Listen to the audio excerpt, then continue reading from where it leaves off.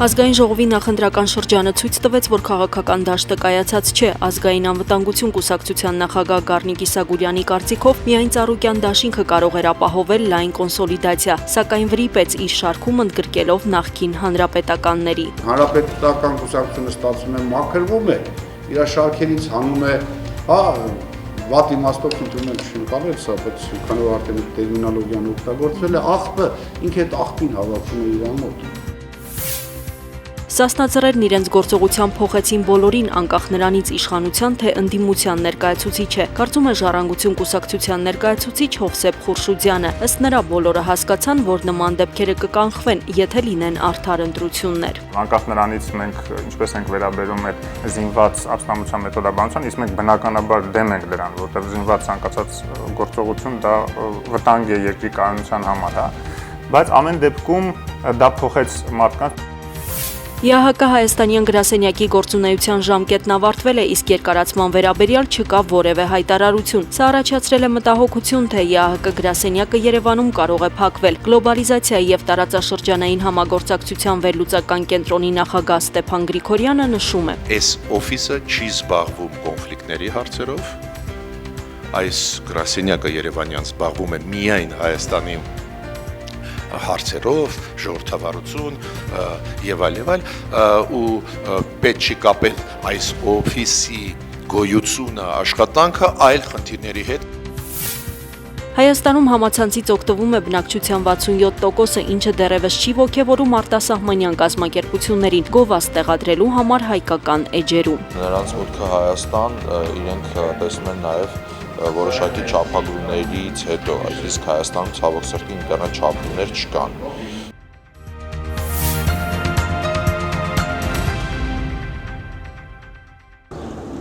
9 քաղաքական ուժեր հայտ ներկայացրին ազգային ժողովի ընտրությունների մասնակցության օրվա երկրորդ կեսին նրանք մեկը մյուսի հետևից շտապում էին կենտրոնական ընտրական հանձնաժողով։ Առաջինը 15:30-ին կենտրոնական ընտրական հանձնաժողով ներկայացավ Հոիդան։ Դաշնակցության ներկայացուցիչները մեկնաբանություններով հանդես չեկան։ Հաջորդը կենտրոնական ընտրական հանձնաժողովի շենք մտան ելք դաշինքի ներկայացուցիչները հավաստիացրին իրենց ցուցակը լավագույններից է։ Շատ մրցունակ,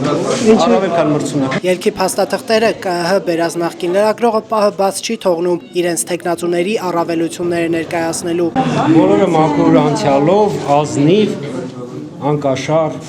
ինչ դրական հատկանիշներ գիտեք, կարող եք բնութագրել մեր տեխնացիները։ Ընդդիմադիր ելքին հաջորդում է իշխող ուժը։ ՀՀԿ-ի ներկայացուցիչները փաստաթղթերի հետ մեկտեղ նաև քաղցրավենիք էին բերել, իսկ թե իրենց շանսերն ինչպես են գնահատում, չեն շտապում գլուխ գովել։ Առավել մարտական էին ներկայացել Ծառուկյան դաշինքի լիազոր ներկայացուցիչները։ Ես կարծում եմ մենք հաղթել ենք։ ԲՀԿ-ի ցուցակում չկա Հովիկ Աբրահամյանը, բայց 9-րդ տեղում են նրա որդին Արտաշատի գործող քաղաքապետ Արգամ Աբրահամյանը։ Վստահ են իրենց համար կանի առավելագույնը։ Եթե դուք մեր տեխնացին չեք աշխատելու։ Ապրիլյան ընտրություններին կոմունիստները գնում են միավորված, առաջադիմական կոմունիստականը միացել է մայր կուսակցությանը։ Մենք գնում ենք հաղթանակի անպայման մինիմում 5% վերցնելու ակնկալիքով։ Կոմունիստներին հաջորդում են նրանց գաղափարական հակառակորդները, ազատ դեմոկրատները կհամագործակցեն բոլոր ուժերի հետ կանխելու ընտրակեղծիքները։ Այս ընտրությունները չափազանց կարևոր են Հայաստանի Հանրապետության համար։ Այս ուժի հետ կգնա նաև Էլեկտրիկ Երևանի ակտիվիստներից Վաղինակ Շուշանյանը, նա կենտրոնական ընտրական հանձնաժողով ծաղկե փունջեր բերել, իսկ թե ում համար ինքը չգիտի։ Աղջիկները կորոշեն այնտեղում տանք ծաղիկները։ Հայտերի ներկայացման վերջնաժամկետից 13 րոպե առաջ Օհանյան Ռաֆի Օսկանյան դաշինքի ներկայացուցիչներն են ժամանում։ Ժառանգության առաջնորդ Ռաֆի Հովանեսյանը 11-րդն է։ Ռաֆի Հովանեսյանը համոզված է, որ 11-րդ տեղն էլ հաղթական է։ Իսկ վերջում Լևոն Տեր-Պետրոսյանի գլխավորած կոնգրես ՀԺԿ դաշինքի ներկայացուցիչներն են գալիս։ ՀԱԿ-ը ունի պլատֆորմ, խաղաղության պլատֆորմն է, որը ցավոք սրտի որևէ այլ ուժ այդ պլատֆորմով չի մտնում քաղաքականություն։ 10 օրվա ընթացքում կենտրոնական ընտրական հանձնաժողովը կուսումնասիրի կուսակցությունների ու դաշինքների դիմումները, իսկ քարոզարշավը պաշտոնապես կսկսվի մարտի 5-ին, եթե չփոխվի քվեարկության օրը։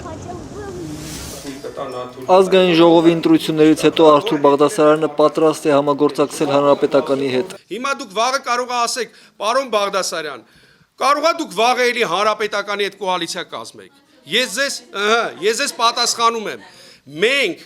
ցանկացած քաղաքական կազմակերպության հետ կոալիցիա կկազմենք մի դեպքում, եթե մենք ունենանք որոշումների վրա ազդեցություն։ Մինչ այդ կուսակցությունը պետք է կարողանա մտնել խորհրդարան, այստեղ Արթուր Բաղդասարյանը կողմնորոշվել է, թե ում հետ է կապում իր հույսերը խորհրդարան մտնելու համար։ Ինչքան որ Աստված տվեց։ Թիմակիցներին մոտ 2500 հոգու լավ ճակատագիր չի սպասվում, եթե նրանք Աստծո կողքին չեղան եւ չաջակցեցին, որ կուսակցությունը մտնի խորհրդարան։ Պարոն Բաղդասարյանը հիշեցնում է իր սպառնալիքը թիմակիցների հասցեին, որը նրանք ծափահարություններով են ընդունել։ Ասել եմ կաշիներդ կքերթեմ, եթե լավ չաշխատեք։ Հայկական վերածնունդը ընտրություններին մասնակցելու է իբրև ընդդիմադիր ուժ, նրա գործը հեշտ է, հասարակության 99%-ը ընդդիմադիր է, սակայն սա չի նշանակում, որ եթե հանրապետականը ստանա ասենք 20% քվե, Բաղդասարյանը կասի, որ ընտրությունները կեղծվել են։ Չեմ կարող ասել ինչու։ Մարդը կամով ինքը բողոքական է, բայց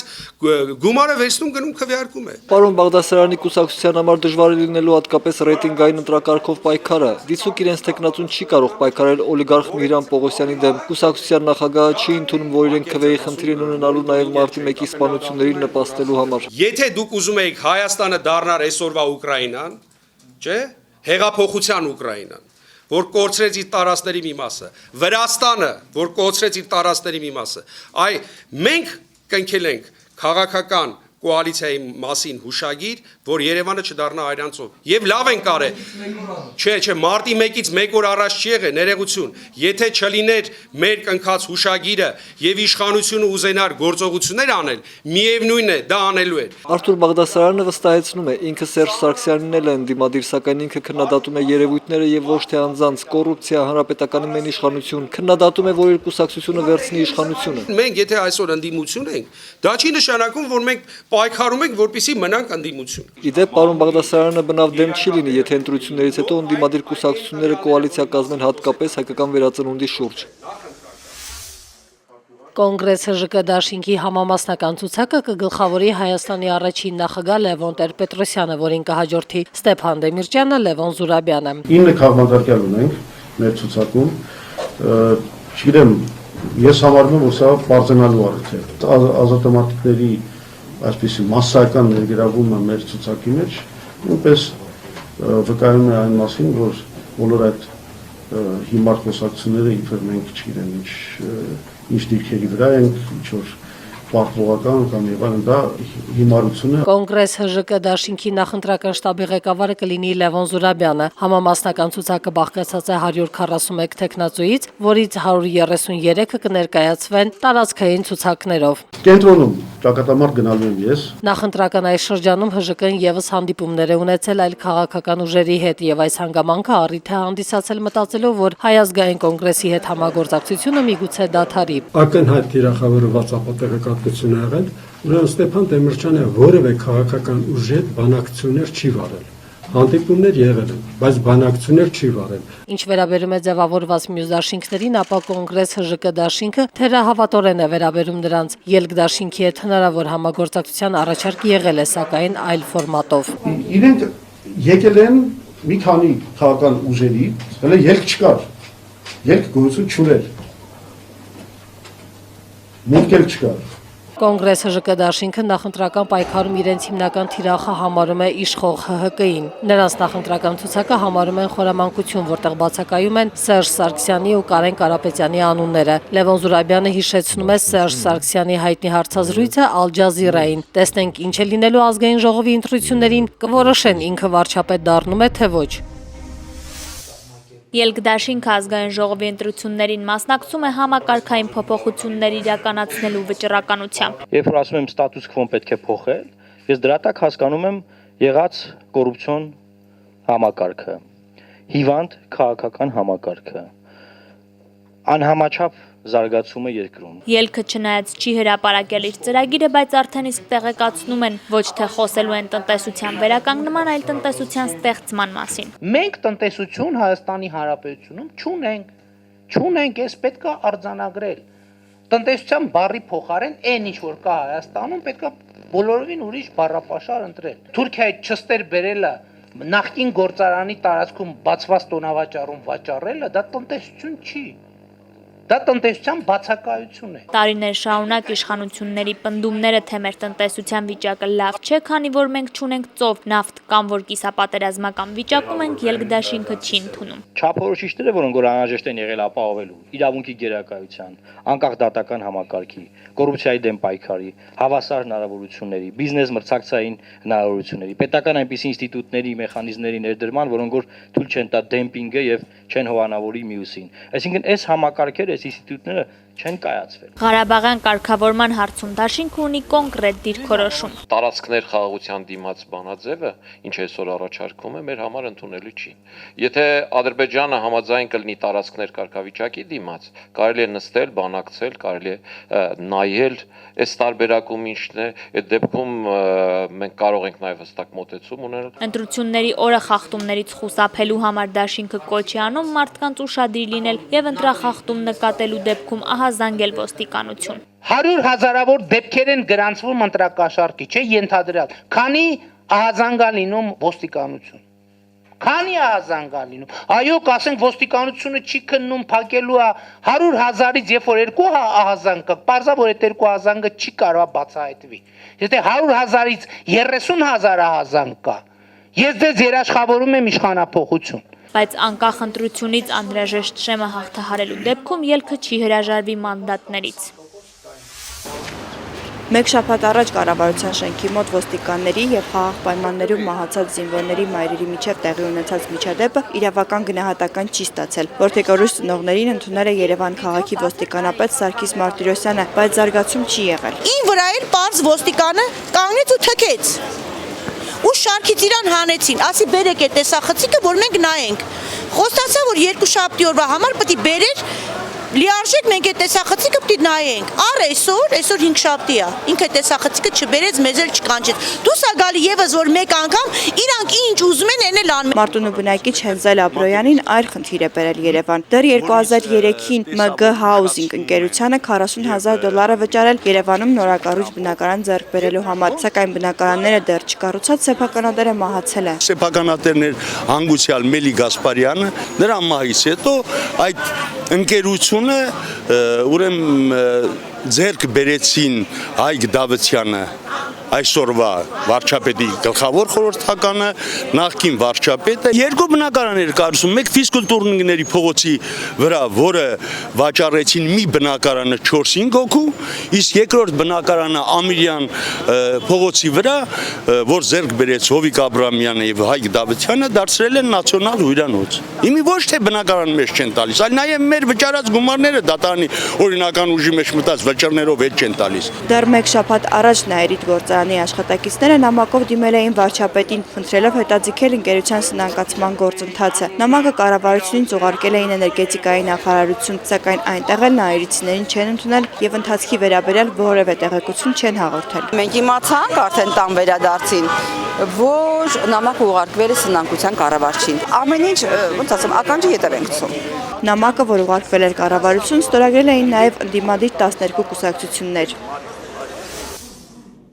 Խորենացիի դեպքերով կալանավորված Արարատ Խանդոյանն այսօր դատանին պարզաբանեց, թե ինչու էր վկաների ցուցմունքներից զայրանում։ Բայց դուք հաշվի չեք առնում, որ վկաները գալիս են կերտ ցուցմունքներ են տալու ու դրանից հեռնելով ես ասում եմ սուտ ես ասում, դրա վերաբերյալ ինձ սանկցիա ես տալու։ Դատավոր մնացական Մարտիրոսյանը ընդհատեց Խանդոյանին, նշելով, որ դատանին հարգանքով պետք է դիմել, իսկ ինչ վերաբերում է վկաների սուտ ցուցմունքներին, ապա պաշտպանական կողմը կարող է միջնորդել, որ նրանց նկատմամբ համապատասխան վարույթներ սկսվեն։ Բայց տեղում անձի արձակնվելու ժամանակ կամ դրանից հետո դուք ընդհատել նման հայտարարություններ անելու իրավունք չունեք, մինչև նախագահ օգտագործել դες կարգը հաստատել իրաններից ամեն ձևի զրկված։ Իրավունքները պատշաճ կարգով պահպանում են, երբեք չի պաշտպանել իրավունքները, որովհետև կարգը ոտնահարվել է, միշտ ոտնահարվել են իրավունքները։ Թող խոսանք մի չակճով խփա։ Արարատ Խանդոյանը մեղադրվում է հուլիսի 20-ին Խորենացի փողոցում իշխանության ներկայացուցիչ հանդիսացող ոստիկանի Վահանը քաշելու մեջ։ Նա չի ընդունում առաջադրված մեղադրանքը։ Ցանկվածային անկարգությունների գործով անցնում է 46 ոստիկան։ Այսօր դատանում հարցաքննվեցին գործով 7 տուժողները։ Նրանցից եւ ոչ մեկը չհայտարարեց, որ իրեն հարվածել է Արարատ Խանդոյանը։ Գործով դատական նիստը կշարունակվի փետրվարի 23-ին։ Ազգային ժողովի падգամավոր Տիգրան Ուրիխանյանը ներել է ամբաստանյալ Անի Հովանիսյանին։ Այսպիսի դիմում այսօր падգամավորը ներկայացրել է դատարան, նշելով, որ չի ցանկանում նաև ներկա լինել նիստերին որպես տուժող։ Մինչդեռ ըստ մեղադրանքի անալիտիկ կայքի տնօրեն Անի Հովանիսյանը падգամավորից ամսական պահանջել է վճարել 300,000 դրամ։ Ապացույցների հետազոտման ժամանակ պաշտպան Լիպարիտ Սիմոնյանը դատարանի ուշադրությունը հրավիրեց падգամավորի եւ կայքի տնօրենի միջև կնքված ծառայությունների մատուցման պայմանագրի վրա։ Ըստ այդ պայմանագրի Տիգրան Ուրիխանյանը 1 տարի ժամկետով ամսական 300,000 դրամ պետք է վճարեր գովազդի համար։ Տիգրան Ուրիխանյանի այն հայտարարությունը, որ Անի Հովանիսյանը իբրև իրենից տարաբնույթ ձևակերպումներով ամսական 300,000 դրամ գումար է պահանջել, որպեսզի իր հասցեին նյութեր չտպագրվի, ըստ էության հերքվում է սույն ծառայությունների մատուցման պայմանագրով։ Պաշտպան այլ ապացույց էլ ներկայացրեց ի պաշտպանություն շորտման մեջ մեղադրվող Անի Հովանիսյանի։ Իսկ ինչ վերաբերում է գործթերթ 16-ում գտնվող, որ մեջբերված է Անի Հովանիսյանի հաղորդագրությունը, դուք ինձ սխալ եք հասկացել եւ ուրիշ մարդու տեղ եք դրել բովանդակությունը, նշված երկու փաստաթղթերն էլ իրենց մեջ պարունակում են այնպիսի հանգամանքներ, որ Տիգրան Ուրիխանյանը եւ ամենայն դեպս ոստիկանության ԿՀԴՊ գլխավոր վարչությունը փորձել են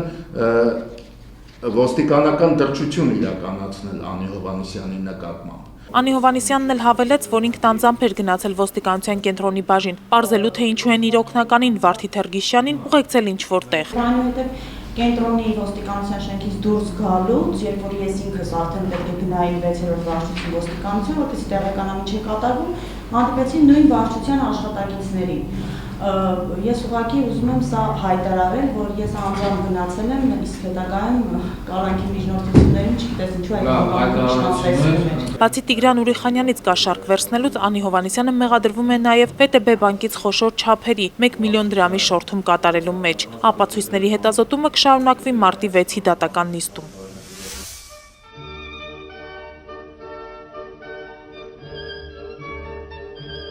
Աշխարհում կան շատ հրաշալի ջութակահարներ, սակայն քիչ են այն երաժիշտները, որ կարողանում են հնչեցնել գործիքը իրենց հոգու մեջ, եւ նույնանալ նրա հետ։ Ժանտեր Մերքերյանը այդ ցեղից էր։ Հնչյունի կատարյալ վարպետ, նրբաճաշակ, ազնվացեղ, զգացմունքային արտիստ։ Գրում էին նրա մասին արտասահմանյան թերթերը։ Նրա կյանքում ցանկությունը չի եղել ինչ-որ մի ձևով փայլել, նա շատ երկար ժամանակ չի ուզեցել ձայնագրել, չի ուզեցել, որովհետև նա չէր պատկերացնում երաժշտությունը առանց իրեն գոյություն ունենալու։ Այդպիսի մարդիկ, որոնք ապրում են երաժշտության համար եւ ոչ թե իրենց համար, որ իրենք փայլեն եւ բոլորը իրենց առջև խոնարհվեն, այդպիսի մարդիկ չեն գնահատվում։ Փետրվարի 18-ին Կոմիտասի անվան կամերային երաժշտության տանը Հայաստանի պետական կամերային նվագախմբի նվագակցությամբ եւ Վահան Մարտիրոսյանի ղեկավարությամբ կկայանա համերգ նվիրված Ժանտեր Մերքերյանի հիշատակին։ Մենք իրար շատ լավ ճանաչում էինք, մեկ անգամ համատեղ համերգ ենք տվել եւ ես պարզապես ցնցված էի նրա կատարողական արվեստից եւ նա ինչ երաժիշտ էր եւ մենք միշտ մնացինք մինչեւ վերջել շատ բարեկամական հարաբերություններ, պարզապես կյանքը այնպես էր, որ ես աչուձախ, նա աչուձախ եւ չէին կարողանում ավելի շատ իրար հետ ժամանակ անցկացնել։ Բագրատ եւ Աստղիկ Վարդանյանները Ժանտեր Մերքերյանին համարում են հոգեվոր ուսուցիչ։ Նա միշտ մեզ հետ է եւ ցանկացած առիթ օգտագործելու ենք իր հիշատակը վառ պահելու համար։ Եթե բնությունից ես սովորում, ուրեմն բնության զավակ ես։ Եթե բնության զավակից ես սովորում, ուրեմն բնության թոռն ես, ասում է Ժանտեր Մերքերյանը։ Նա բնության զավակ էր։